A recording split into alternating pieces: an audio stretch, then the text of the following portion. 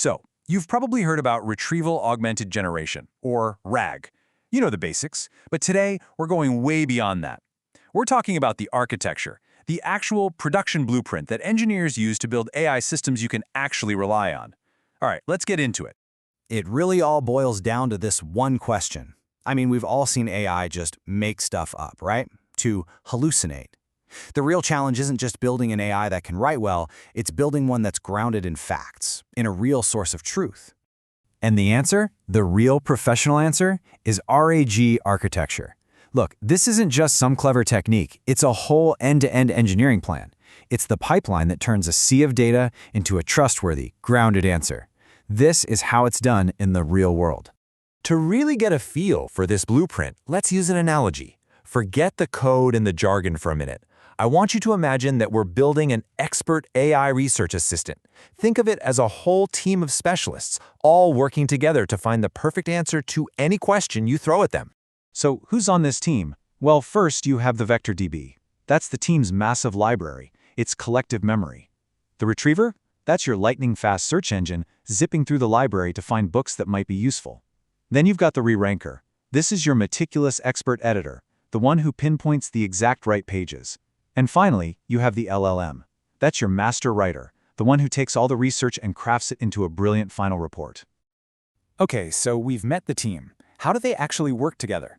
Let's trace a single question as it makes its way through our research assistant's entire process, from the initial query to that final, polished answer.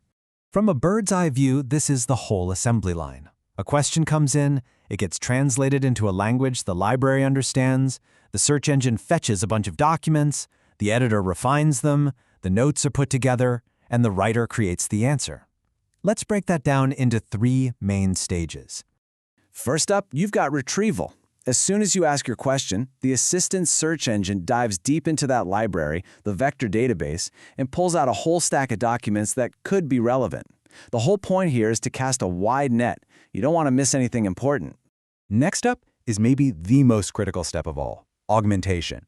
This is where our expert editor, the Re-ranker, really gets to work. It takes that big pile of documents from the search engine and gets ruthless. It filters, it reorders, and it keeps only the most precise, high-quality sources. This is pure quality control.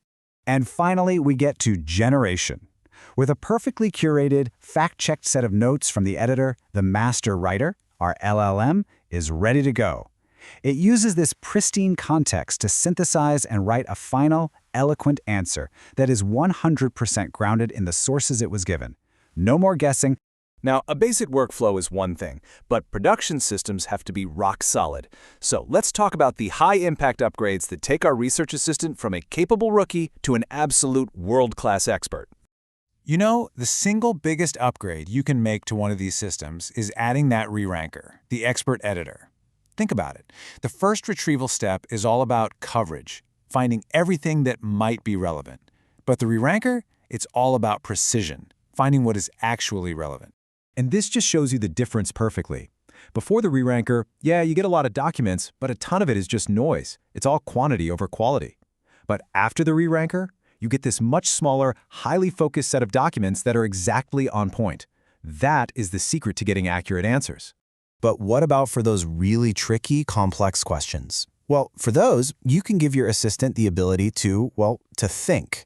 A retrieval loop lets the system generate an answer, evaluate its own work, and if it's not good enough, it can actually say, hang on, I need more information, and go back to the library to search again. It's how it reasons its way to a much better answer. Now, building these systems in the real world isn't as simple as just adding more and more components. It's a game of trade-offs, of balancing competing priorities. Let's look at the key decisions and design patterns that engineers deal with every day. So here's the thing. Every decision has a price. If you retrieve more documents, you get better coverage, sure, but you also get more noise. If you add a Re-ranker, you get incredible precision, but it takes more time, which means higher latency.